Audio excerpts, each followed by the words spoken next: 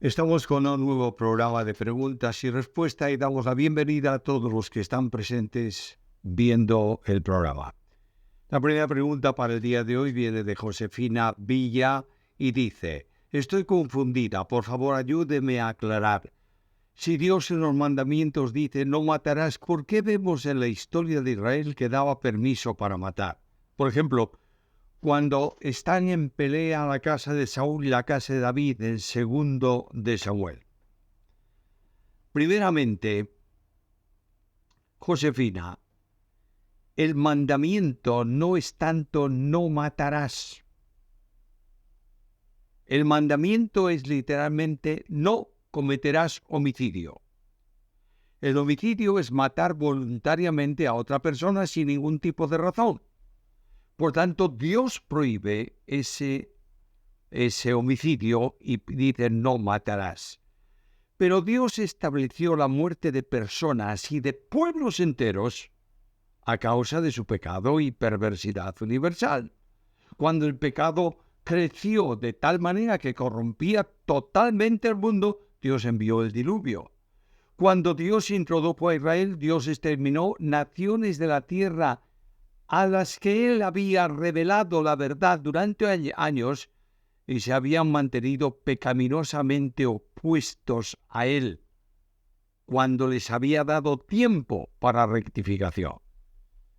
Por eso también, en el Nuevo Testamento, Dios mismo mata, saca la vida a personas como el caso del incestuoso de Corinto. Dios es el único que puede dar o quitar la vida. Y siempre que establece algo así, lo hace con toda justicia.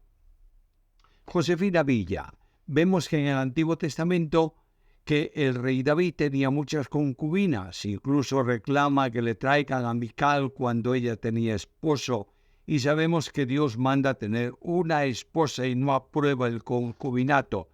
Pero en la congregación donde asisto nos comentaron que no debemos tener ningún tipo de relación de amistad con personas que viven en concubinato, aunque no sean cristianas. Bueno, no sé cuál es la razón de esa prohibición. Por tanto, tendrás que preguntar a los líderes de la iglesia por qué mandan eso. Y ten en cuenta que tenemos que acercarnos a los perdidos para anunciarles el Evangelio. 03 Samuel Reyes. Quería saber si era posible o ha pensado sacar sus comentarios en formato Kindle. Sería una gran bendición. Los comentarios están en ese formato. Puedes dirigirte a la editorial CLIE para informarte de ellos. Arturo Alegría Escudero. ¿Está mal tomar la Santa Cena si fumas por fumar sin servicio? Ya se ha preguntado esto y ya se ha contestado esto varias veces. Creo que se está dando a la ordenanza de la Cena del Señor una categoría casi sacramental, como hacen los católicos. Si no se puede participar por algo de la Cena del Señor, tampoco se puede bautizar. Y en cierto modo, tampoco puede estar en el culto.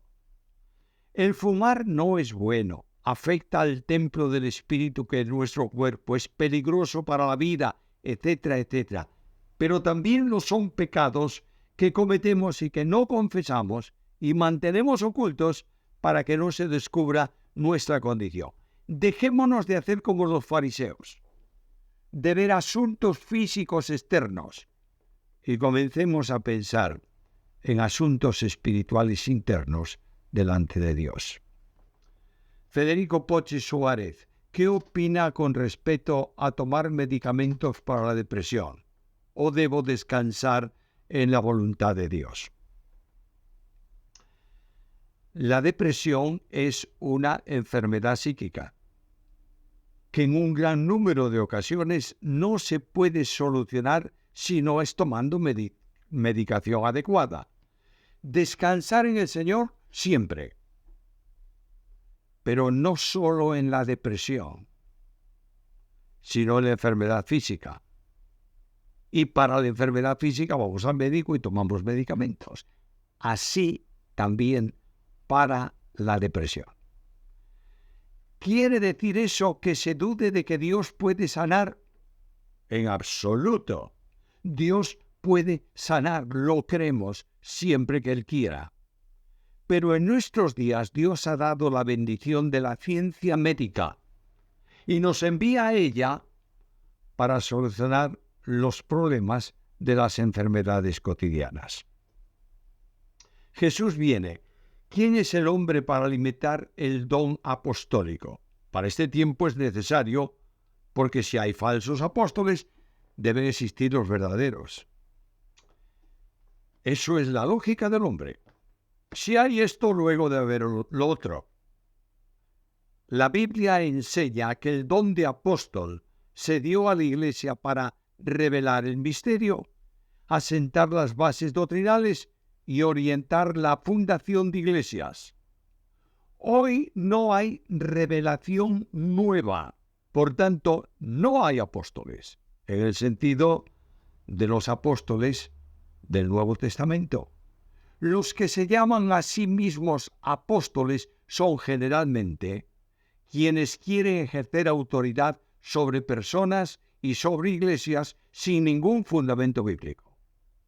Nadie limita la obra del Espíritu. Es el Espíritu mismo el que lo hace. Y nosotros cometemos un serio pecado cuando quebrantamos la decisión del Espíritu Santo. Josep, ¿considera usted adecuado para los que no posean formación en idiomas originales disponer de diccionarios o recursos para explorar el significado original de las palabras claves? Ejemplo, diccionarios positivo Pine. Hoy incurrimos en un potencial riesgo al centrarnos solo en las palabras y olvidarnos de la sintaxis de los versos bíblicos. En mis estudios bíblicos personales recurro a estos recursos idiomáticos, pero debo reconocer que no tengo formación en idiomas y mi deseo es tratar bien la palabra de verdad. Me gustaría conocer su opinión y o consejo al respecto de estos recursos y hasta dónde podríamos llegar los indoctos en idiomas originales.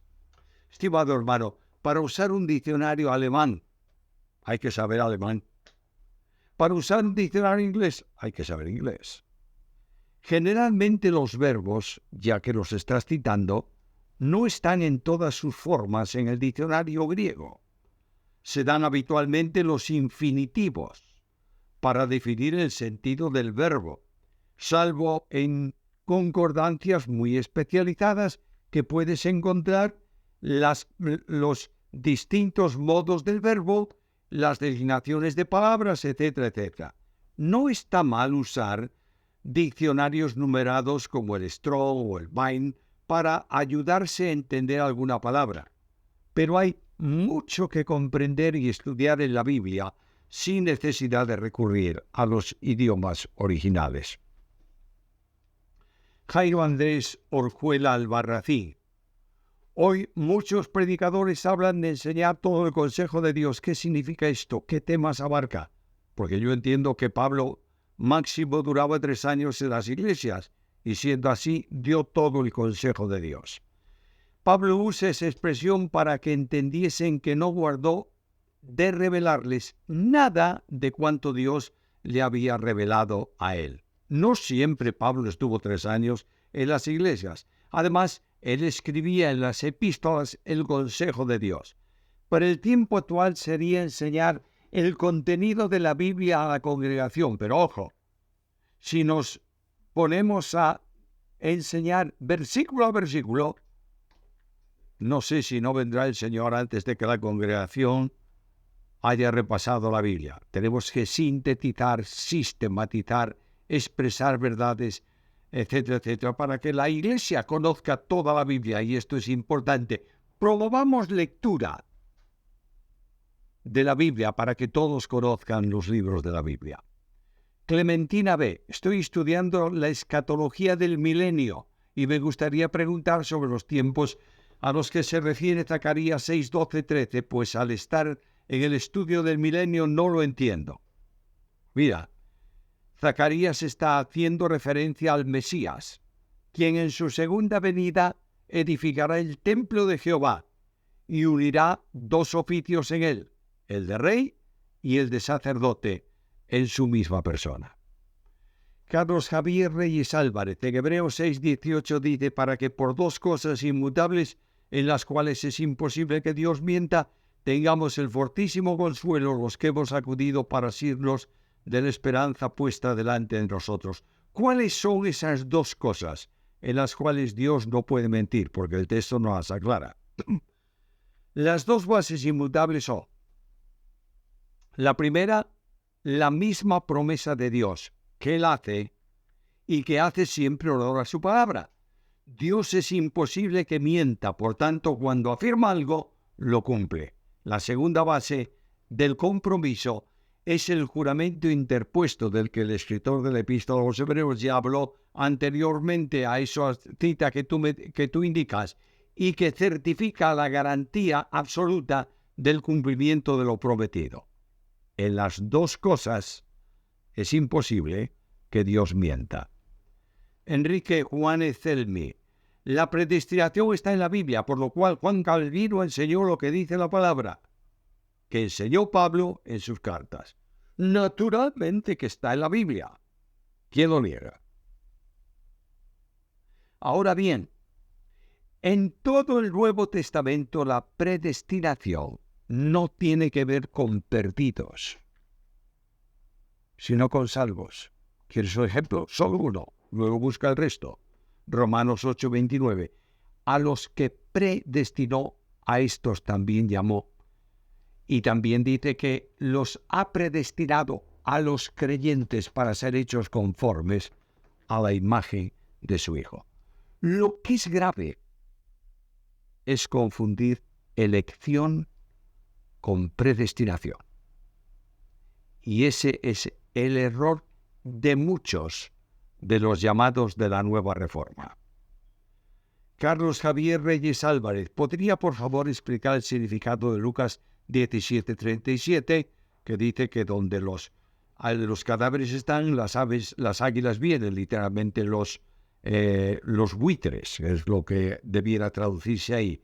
Nótese ahí que se trata de un mensaje profético. El capítulo está hablando de profecía del último tiempo y apunta al día en que Jesucristo se ha manifestado, es decir, el día en que Cristo regrese. Lo tienes en el versículo 30. En ese tiempo se va a producir la gran matanza de la última batalla de la guerra de Armagedón. De modo que donde estén cadáveres, también estarán los buitres que así se alimentan de la carroña. Esto lo puedes encontrar claramente en Apocalipsis 19, 17 y 18, donde se convocan a estas aves para que vengan a comer la carne de los capitanes y de los jefes del ejército que se opone a Dios. Yamil Vargas Sánchez, ¿me puede enseñar todo sobre si la ley moral de Dios sigue vigente? Yo sostengo que sí, pero ¿puede ayudarme? La ley moral es el decálogo, los 10 mandamientos dados por Dios a Moisés en tablas de piedra. Naturalmente que esos principios son inamovibles. No tienen límite de tiempo y están vigentes permanentemente hoy en día y lo estarán siempre. La Biblia a fondo, ¿qué libro de teología alemana me recomienda sobre cristología? Bueno, te voy a mencionar uno sumamente evangélico. El triunfo del crucificado, de Eric Sauer. Ángela Silva, el comentario de Historia del Pensamiento Cristiano Justo, L. González, es buen comentario y autor. Sin duda, es un buen comentario escrito por un autor metodista cristiano. Ángela Silva, esta reflexión es correcta. El Evangelio es todo en todo, o el Evangelio es nada y nada. ¿Por qué? Porque un poco de levadura leuda toda la masa. El Evangelio es un mensaje divino que no admite modificación, por tanto, cuando se añada a él es levadura y esto corrompe el mensaje. Con esto terminamos el programa del día de hoy. Os invitamos al próximo, donde tendremos otra colección, otra serie de preguntas que siempre en sus respuestas nos permiten recordar lo que sabemos y descubrir tal vez algo que hasta entonces no conocíamos bien. Que el Señor bendiga a cada uno en su vida personal y también en su familia y en su ministerio.